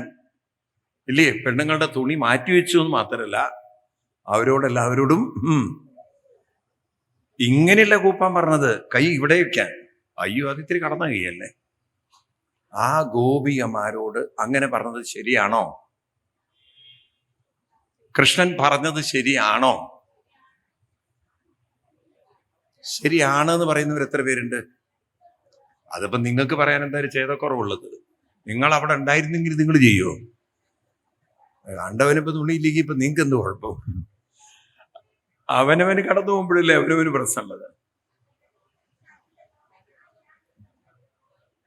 കൃഷ്ണൻ ചെയ്തത് ശരിയല്ല എന്ന് എത്ര പേര് പറയും? ഒരു സാമൂഹ്യ വ്യവസ്ഥിതിയിൽ അത് ശരിയല്ല. അപ്പൊ ഒരു ചോദ്യം ശരിക്കും ഇവിടെയാണ് നിങ്ങൾ ചോദിക്കേണ്ടത്. എന്തിനാണ് കൃഷ്ണൻ ഈ കാര്യം ഗോപികമാരോട് പറഞ്ഞത്? അതായത് വസ്ത്രം കൊടുത്തില്ല എന്ന് മാത്രമല്ല, അവരോട് എന്തു പറഞ്ഞു?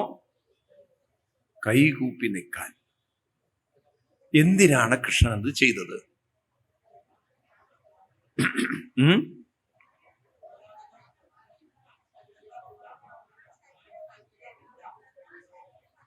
ഈ കാര്യം നിങ്ങളൊക്കെ പറയുമ്പോൾ ഇതിൻ്റെ കൂടെ ചേർത്ത് വെച്ച് വായിക്കേണ്ട ഒരു ശ്ലോകമുണ്ട്. അത് ബൈഹാർട്ട് പഠിക്കണം, അല്ലെങ്കിൽ ഈ കഥ അപകടമാണ്. 10-ാം സ്കന്ധം 22-ാം അധ്യായം 26-ാം ശ്ലോകം. 10-ാം സ്കന്ധത്തിൽ 22-ാം അധ്യായത്തിൽ 26-ാം ശ്ലോകത്തിലാണ് ഈ കാര്യം പറയുന്നത്. കൃഷ്ണൻ ഈ വസ്ത്രാപഹരണ ലീല നടത്തുന്നത്. അവിടെ പറയും, നമയ്യാവേശിതതിയാം കാമകാമായ കൽപ്പതേ വർച്ചിത്വാ കുതിദാധാന പ്രായോ ബീജായ നിഷ്യതേ. കണ്ടോ ശ്ലോകം? ഇത് പഠിക്കണം നിങ്ങള്. നമയ്യാവേശിതതിയാം കാമകാമായ കൽപ്പതേ വർച്ചിത്വാ കുതിദാധാന പ്രായോ ബീജായ നിഷ്യതേ. എന്താ പറയണത് അവിടെ? നമയ്യാവേശിതതിയാം കാമകാമായ കൽപ്പതേ. അതൊരു ഉദാഹരണം പറയാണ് കൃഷ്ണൻ. ഭർച്ചിത ധാന്യം, ദാനം ഭർച്ചിത. ശ്രദ്ധിക്കണം, ധാന്യം അല്ലെങ്കിൽ ദാനം ഭർച്ചിത. ഭർച്ചിക്കുക എന്ന് പറഞ്ഞാൽ വറക്കുക. ധാന്യം വറുത്തു കഴിഞ്ഞാൽ ബീജം ന ഇഷ്യതേ, എന്തുണ്ടാവില്ല? എന്തുണ്ടാവില്ല? ബീജമുണ്ടാവില്ല എന്ന് പറഞ്ഞാൽ മുളക്കില്ല. ഇതുപോലെ മൈ ആവേശിതതിയാം കാമം ന കൽപ്പതേ. കാമം എന്ന് പറഞ്ഞാൽ ജന്മം, അതായത് വിത്ത് മുളയ്ക്കുന്ന പോലെ ഇനിയും ഒരു ജന്മത്തിന്റെ കാമം എന്ന മാറ്റിനർത്ഥം. ഒരു കാമം എന്ന് പറഞ്ഞാൽ ജന്മം, മറ്റൊരു കാമം എന്ന് പറഞ്ഞാൽ വാസന എന്നർത്ഥം. ഇനിയൊരു ജന്മം ഉണ്ടാവാൻ കാരണമാകുന്ന വാസനകൾ, അതായത് സംസ്കാരങ്ങൾ നിങ്ങളുടെ ഉള്ളിൽ ഉണ്ടാവില്ല.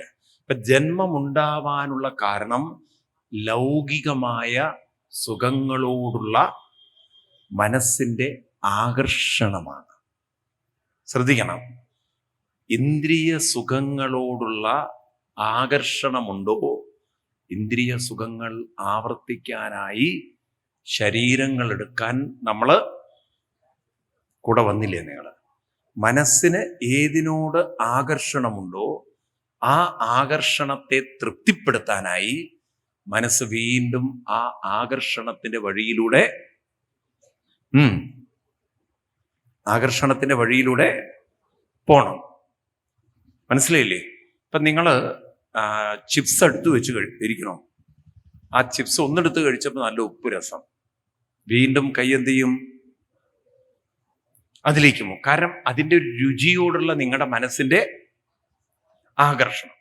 ഇതുപോലെ ഉള്ളിൽ അനുഭവിച്ച അനുഭവങ്ങളോടൊക്കെ ഒരു ആകർഷണം നമ്മുടെ ഉള്ളിൽ ഉണ്ടാവും. അത് ആവർത്തിക്കാനായി വീണ്ടും ഇന്ദ്രിയ സുഖങ്ങളെ അനുഭവിക്കാനായി ഇവിടെ ജനിക്കേണ്ടതുണ്ട്. എന്നാൽ നാമത്തിൽ ആകർഷണം വന്ന ആത്മസുഖത്തിലേക്ക് മനസ്സ് കൂടി വളർന്നു കഴിഞ്ഞാൽ ക്രമേണ ആത്മസുഖത്തിന്റെ ആത്മരതി, ആത്മതൃപ്തി, ആത്മതുഷ്ടി ഇത് വന്നാൽ ജന്മത്തിന്റെ ആവശ്യം വരില്ല. കാരണം ജനിക്കണമെങ്കിൽ ഒരു ലൗകിക സുഖ തൃഷ്ണ നമ്മുടെ ഉള്ളിൽ ഉണ്ടാവണം. മനസ്സിലായില്ല? ഇപ്പോഴും ഏതിനോട് മനസ്സിന് ആകർഷണമുണ്ടോ അതിനനുസരിച്ചിരിക്കും ജീവിതം ഏത് ഡയറക്ഷനിലാണ്. ഇന്ദ്രിയങ്ങളുടെ സുഖത്തിലേക്ക് ആണ് മനസ്സ് തിരിച്ചു വെച്ചതെങ്കിൽ മനസ്സ് വീണ്ടും ഇന്ദ്രിയ സുഖങ്ങൾ അനുഭവിക്കാൻ വരണം. മനസ്സ് തിരിച്ച് ആത്മസുഖത്തിലേക്ക് നാമജപത്തിലൂടെ അതിൽ രസം കണ്ടെത്തി തിരിച്ചു വിട്ടാൽ ഒരു ആത്മസുഖത്തിന്റെ തീവ്രത കൂടി വന്നാൽ ലൗകിക സുഖത്തിന്റെ തീവ്രത കുറയും. കുറേ കഴിഞ്ഞാൽ ആത്മസുഖം കൂടി വന്നാൽ അങ്ങനെയുള്ളവർക്ക് ഇനിയൊരു ജന്മം വേണ്ടി വരില്ല. ക്ലിയർ ആയി വരുന്നുണ്ടോ? നിങ്ങൾക്ക് മനസ്സിലാവുണ്ടോ? യസ്ത്വാത്മരതിരേവസ്യാൽ ആത്മതൃപ്തശ്ച മാനവ ആത്മന്യേ ആത്മനാ തുഷ്ട തസ്യ കാര്യം ന വിദ്യതേ. ഇത് ഗീതയിലെ 3-ാം അധ്യായത്തിൽ പറയും. ആത്മരതി, ആത്മതുഷ്ടി, ആത്മതൃപ്തി അതാരുടെ ഉള്ളിലുണ്ടോ ന വിദ്യതേ ന കാര്യം ന, ഇനിയൊരു ജന്മത്തിന്റെ കാര്യം ഇല്ല അവർക്ക്. അപ്പൊ നാമജപത്തിലൊരു രുചി കണ്ട്, നാമജപത്തിലൊരു ലയം കണ്ട് ഒരു രതിയിലേക്ക്, ആത്മരുചിയിലേക്ക്, ആത്മസുഖത്തിലേക്ക് തിരിഞ്ഞാൽ ഒരു ജന്മം അവർക്ക് ഒരിക്കലും വേണ്ട. ഇനി വീണ്ടും ആ വരി ഒന്ന് വായിച്ചു നോക്കൂ നിങ്ങൾ. മയ്യാവേശിതതിയാം കാമകാമായ കൽപ്പതേ. എന്നിലേക്ക് ആവേശിത ദീ. ആരുടെ മനസ്സും ദീ എന്ന് പറഞ്ഞാൽ മനസ്സ്, ബുദ്ധി എന്നൊക്കെയാണ് അർത്ഥം. ആരുടെ മനസ്സും ബുദ്ധിയാണോ എന്നിലേക്ക് മയി ആവേശിതം, എന്നിൽ ആവേശിക്കപ്പെട്ടിരിക്കുന്നത്. എന്നിൽ എന്നുള്ള വാക്കിന് എന്താ അർത്ഥം? കൃഷ്ണൻ എന്ന വാക്കിന് എന്താ അർത്ഥം എടുക്കേണ്ടത്?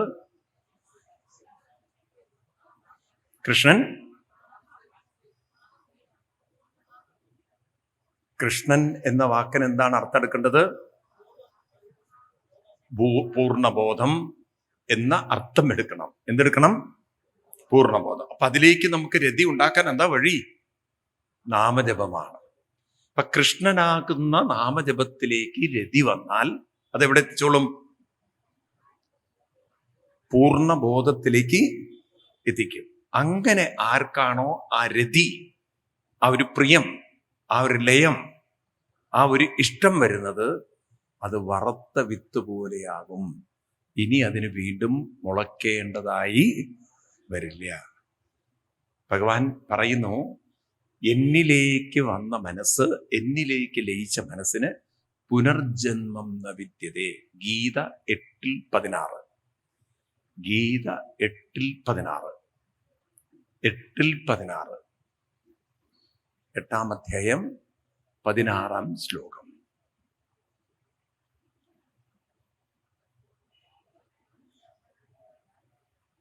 ആ ബ്രഹ്മഭുവനാലോക പുനരാവർത്തി അർജുന.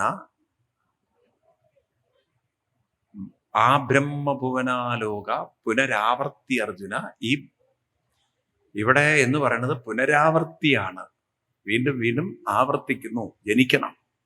എന്നാൽ മാം ഉപേത്യതു കൗന്ദേയ പുനർജന്മന വിദ്യതേ.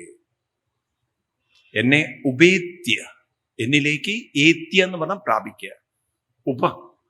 എന്നിലേക്ക് അടുത്തു വന്ന് എന്നെ പ്രാപിച്ച ഒരു മനസ്സിന് പുനർജന്മന വിദ്യതേ.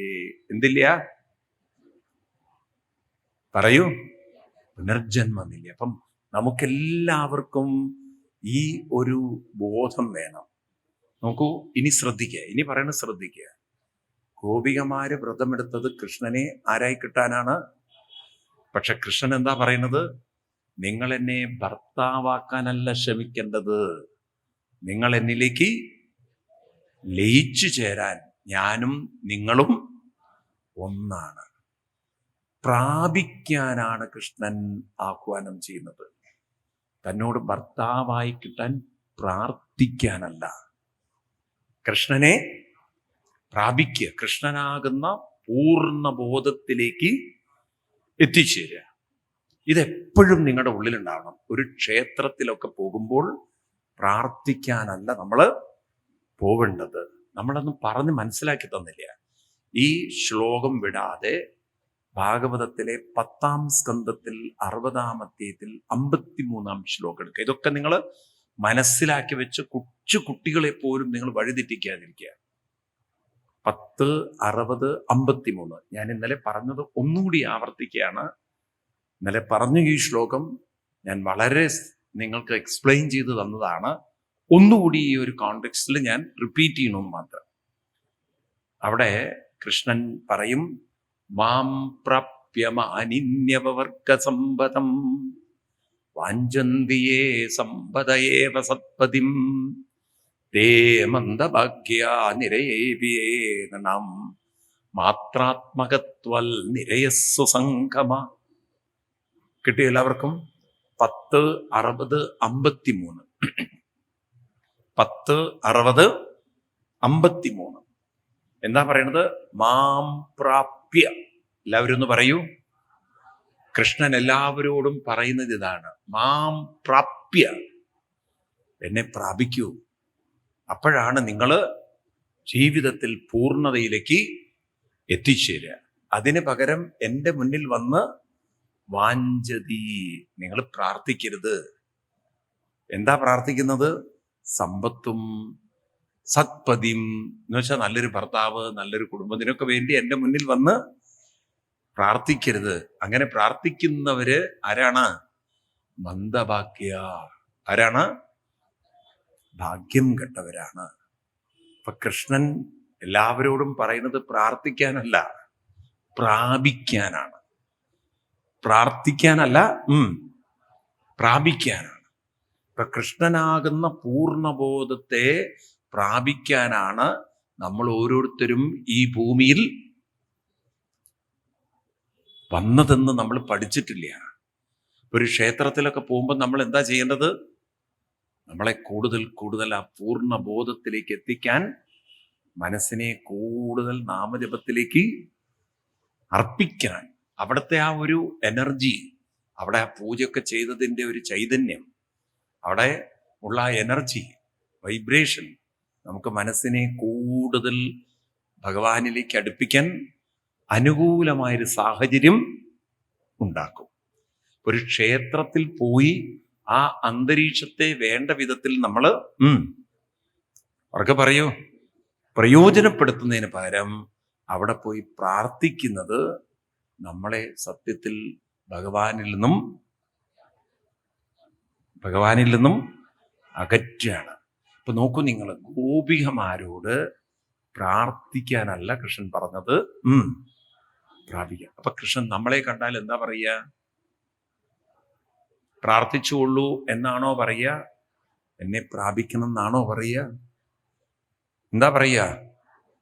ഇങ്ങനെയാണ് കൃഷ്ണൻ പറഞ്ഞത് എന്നുള്ളത് നിങ്ങൾ മുമ്പ് മനസ്സിലാക്കിയിരുന്നോ?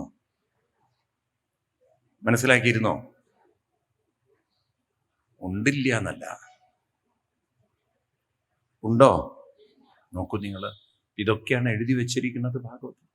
അപ്പൊ ഒരു ചോദ്യം, അതിനെന്തിനാ ഈ വസ്ത്രമൊക്കെ എടുത്തു മാറ്റുന്നത്? അതിനിപ്പം തുണിയുടെ മുകളിൽ കളിക്കണോ? അതിത്തിരി കടന്ന കളിയല്ലേ. വസ്ത്രം കൃഷ്ണനെ സംബന്ധിച്ച് ദേഹബോധമാണ്. എന്താണ് ഗോപികമാരോട് പറയുന്നത്? നിങ്ങൾ ആണും പെണ്ണുമാണെന്ന ചിന്ത വേണ്ട. അതിന് പകരം നിങ്ങളെ തന്നെ പൂർണ്ണമായി സമർപ്പിക്കുക. ആ കൈകൂപ്പാൻ പറഞ്ഞത്, നമ്മൾ കൈകൂപ്പുന്നത് പൂർണ്ണ സമർപ്പണത്തിൻ്റെ പ്രതീകമാണ്. എന്തിൻ്റെ പ്രതീകം?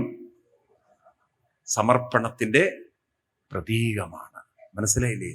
ഇപ്പൊ ഗോപികമാരോട് പറയുന്നത്, നിങ്ങൾ ഈ വസ്ത്രമല്ല, നിങ്ങൾ ഈ ശരീരമല്ല. വസ്ത്രം ശരീരവുമായി ചേർത്ത് വെച്ച വല്ല ശ്ലോകവും ഉണ്ടോ? അങ്ങനെ ഒരു ശ്ലോകം കേട്ടിട്ടുണ്ടോ? രാമായണമൊക്കെ വായിക്കുമ്പോഴെങ്കിലും നിങ്ങളുടെ മനസ്സിൽ വന്നിട്ടുണ്ടാവും. ജീർണവസ്ത്രം കളഞ്ഞമ്പോടു മാനുഷൻ പൂർണ്ണശോഭം നവവസ്ത്രം ധരിച്ചിടും. രാമായണം വായിച്ചിട്ടുണ്ടോ? രാമായണം വായിക്കാറുണ്ടോ? കർക്കിടകത്തില് എത്ര പേര് വായിക്കാറുണ്ട്? എഴുതാഴ്ത്തു. ഈ ശ്ലോകം എവിടെയാ പറഞ്ഞിട്ടുള്ളത്? ഇത് ആരോട് പറഞ്ഞ ശ്ലോകം? പറയാൻ പറ്റുന്നവർ എത്ര പേരുണ്ട് നോക്കട്ടെ. ജീർണവസ്ത്രം കളഞ്ഞമ്പോടു മാനുഷൻ പൂർണ്ണശോഭം നവവസ്ത്രം ധരിച്ചിടും. ജീർണദേഹം കളഞ്ഞമ്പോട് ദേഹികൾ പൂർണ്ണശോഭം നവദേഹം ധരിച്ചിടും. ഇതാര്? ലക്ഷ്മണോപദേശം. നിങ്ങൾ ഏത്തടണം. ഇത് ലക്ഷ്മണോപദേശമല്ല. വെറുതെ ഗസ് വർക്ക് നടത്തരുത്. ഉറപ്പുണ്ടെങ്കിലേ പറയാവോ. ഉറപ്പുണ്ടാവണം, അത്രയും ഉറപ്പുണ്ടാവണം. ഉറപ്പുള്ളവരാരെങ്കിലും ഉണ്ടോ? എന്ത് സാരോപദേശം? എളുപ്പ ഉപദേശം. ഇത് ആരോട്? ഉറപ്പുള്ളവർ എത്ര പേരുണ്ട്? പറയും. കേൾക്കുന്നില്ലേ? എനിക്ക് ശബ്ദം കേൾക്കില്ല.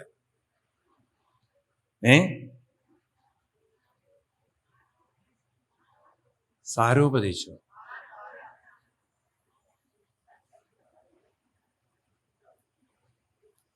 ഇത് ഭരതനോട്, ആരോട്?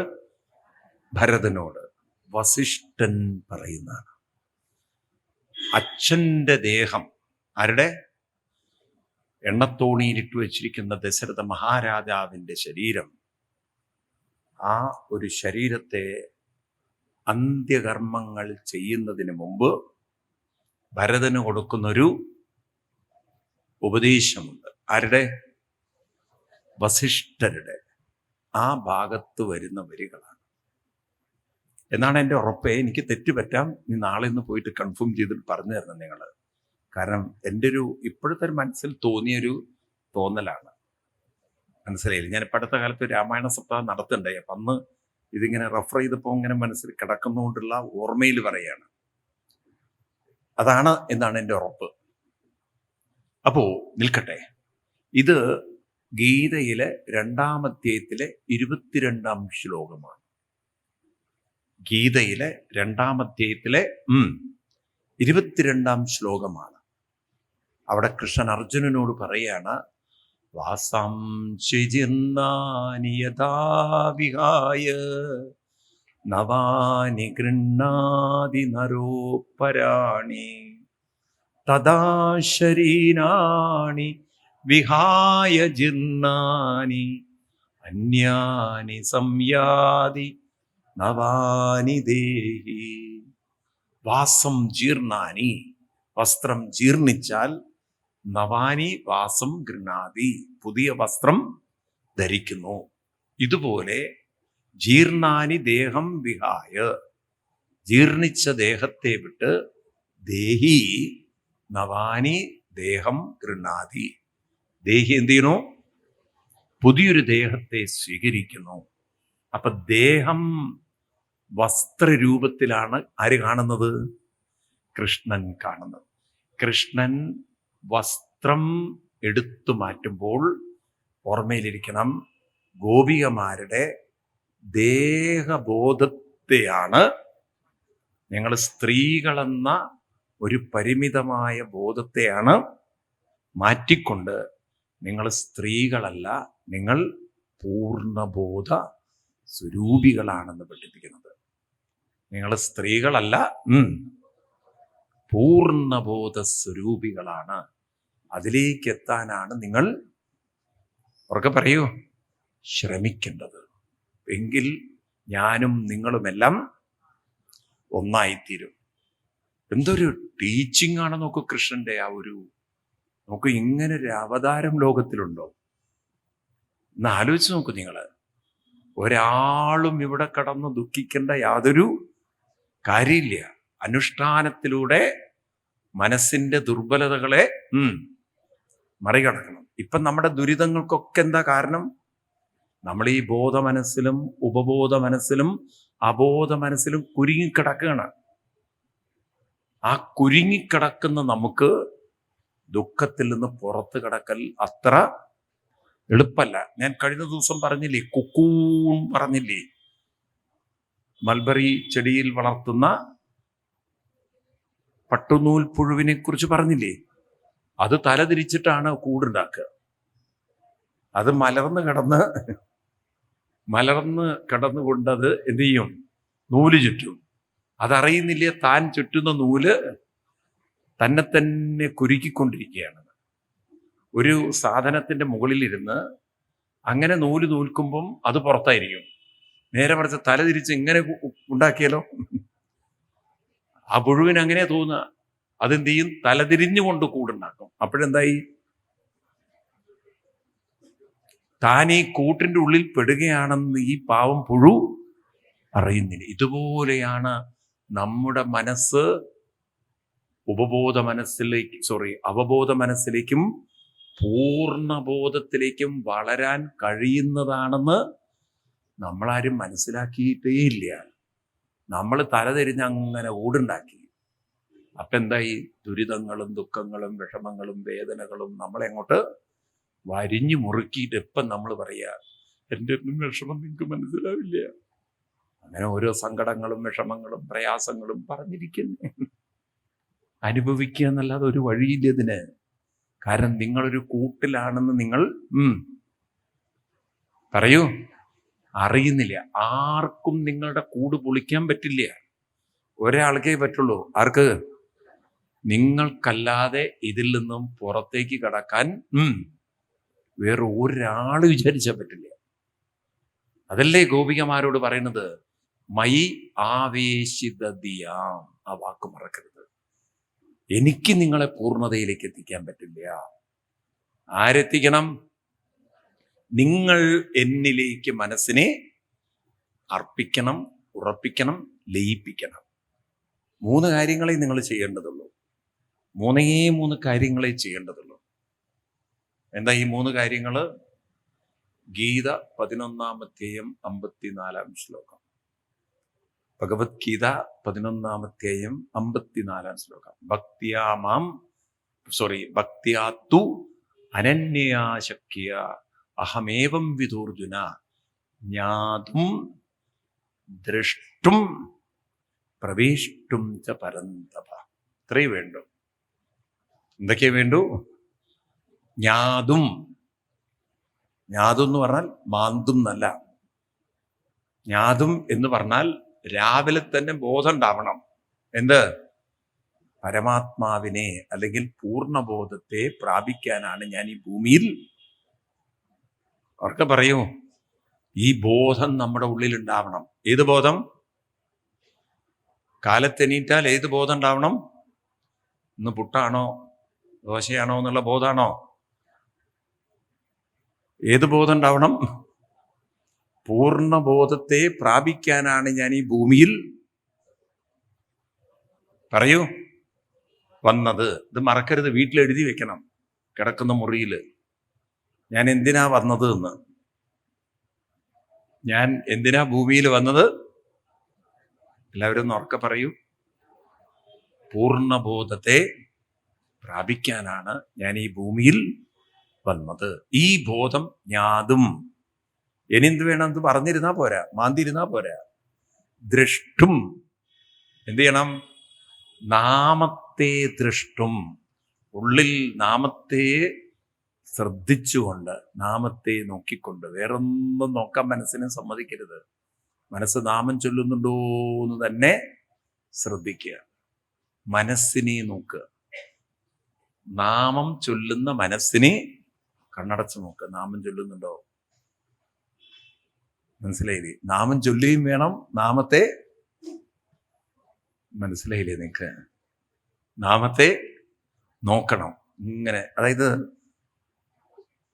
അതായത് ഈ നിങ്ങൾ കൊച്ചു കുട്ടികളെ, എങ്ങനെയെങ്കിലും ചെറിയ മുട്ടയിൽ നടക്കണ കുട്ടികളെ നിങ്ങൾ ചിലപ്പോൾ അങ്ങനെ അവരെ ഫ്രീ ആക്കി വിട്ടിട്ട് നിങ്ങളങ്ങനെ നോക്കിയിരിക്കുന്ന പോലെ.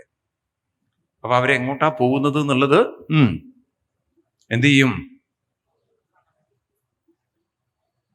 ഇപ്പൊ ഇവിടെ ഇരുന്ന് നിങ്ങൾ കൊച്ചു കുട്ടികളെ കൊണ്ടുവന്ന് ഇന്നലെ കണ്ടില്ലേ? കൊച്ചു കുട്ടികളെയൊക്കെ കൊണ്ടുവന്നിരിക്കുമ്പോഴും അതെങ്ങോട്ടെങ്കിലും പോയാലും ശ്രദ്ധ എവിടെ ഉണ്ടാവും?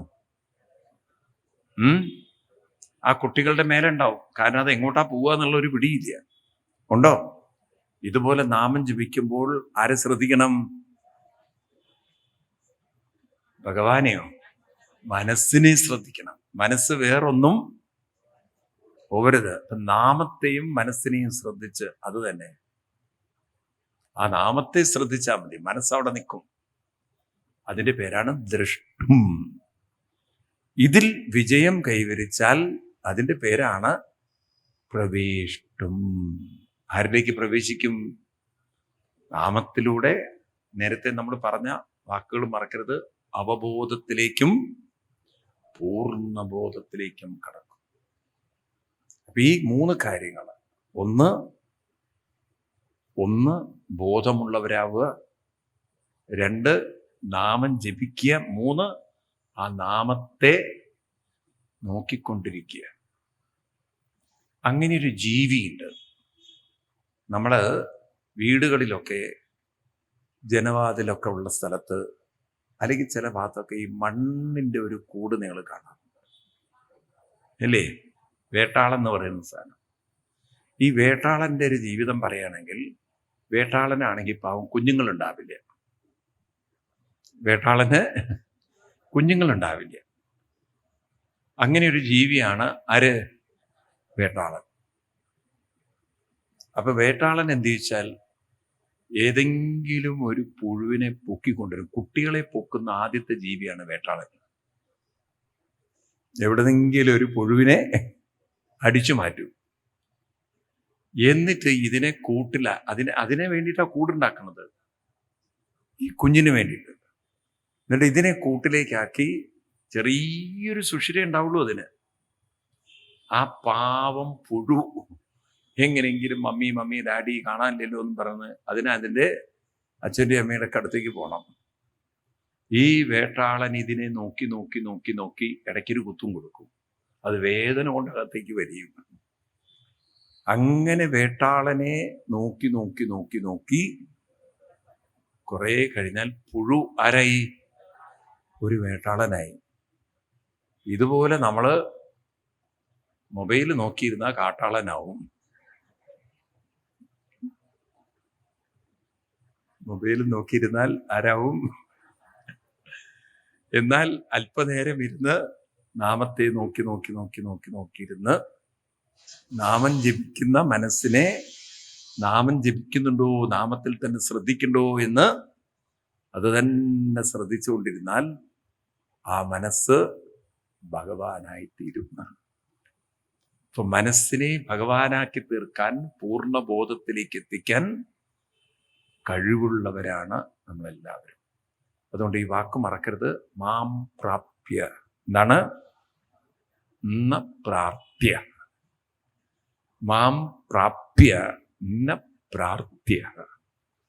എന്നെ പ്രാപിക്കാനാണ് വന്നത്, എന്നോട് കൂടെ വന്നില്ല. എന്നെ പ്രാപിക്കാനാണ് വന്നത്, എന്നോട് ന പ്രാർത്ഥ്യ എന്ന് പറഞ്ഞാൽ എന്നോട് പ്രാർത്ഥിക്കാനല്ല. മനസ്സിലാവുണ്ടോ? ഇപ്പൊ എത്ര കരുണയാണ് കൃഷ്ണന് നമ്മളോട്. നോക്കൂ, ഞാനും നിങ്ങളും ഒന്നാണ്. ഇനി പറയൂ, കൃഷ്ണാവതാരം പറയുമ്പോൾ നമ്മൾ പറഞ്ഞു ജനാർദ്ദനൻ എന്ന്. ഓർക്കണ്ടോ വാക്ക്? അതായത് മറ്റുള്ളവരെയും ഉയർത്തുക. ശരിക്കും കൃഷ്ണൻ ഇവിടെ ഒരു ദൈവരൂപത്തിലാണോ സ്വയം തന്നെ കാണിക്കുന്നത്, അതോ ഗുരുവിൻ്റെ രൂപത്തിലാണോ? പറയൂ. ഒരു ഗുരുവിൻ്റെ. കൃഷ്ണൻ ഒരിക്കലും ഒരു ദൈവരൂപത്തിലല്ല തന്നെ അവതരിപ്പിച്ചത്, ഗുരുരൂപത്തിലാണ്. വ്യാസഭഗവാൻ ഇത് പറയാനാണ് ഭാഗവതം എഴുതിയത്. പക്ഷെ നമ്മൾ ഗുരുവായി കാണുന്നതിന് പകരം എന്തായി കണ്ടു?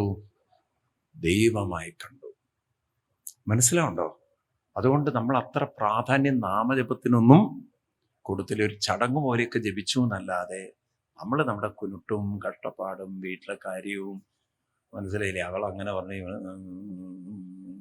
ചൊറിയും പറഞ്ഞ് അങ്ങനെ ജീവിച്ചു. അതുകൊണ്ട് എന്തായി? മനസ്സിന് സമാധാനവും സ്വസ്ഥതയും പോയി. എന്നിട്ട് നമ്മൾ അമ്പലത്തിൽ പോയിട്ട് എന്തിനാ ഭഗവാൻ ഇങ്ങനെ ഒരു ജന്മം, എന്തിനാ അങ്ങനെ ഒരു ജന്മം? ഞാൻ പറയും, പോയി പെരുമ്പാവൂര് പോയിട്ടിരിക്കുമെന്ന്. എന്തു പറയാനാണ്? ഇല്ലേ? എന്നാലോചിച്ച് നോക്കൂ. ഇതൊക്കെ വായിച്ചാൽ നിങ്ങൾക്ക് എന്ത് വിഷമം പറഞ്ഞിരിക്കാൻ തോന്നും? ആരോട് വിഷമം പറയും? മനസ്സിലാവുണ്ടോ? അതാണ് നമ്മുടെയൊക്കെ ജീവിതം. അതാണ് ഭാഗവതത്തിന്റെ ഒരു മഹത്വം.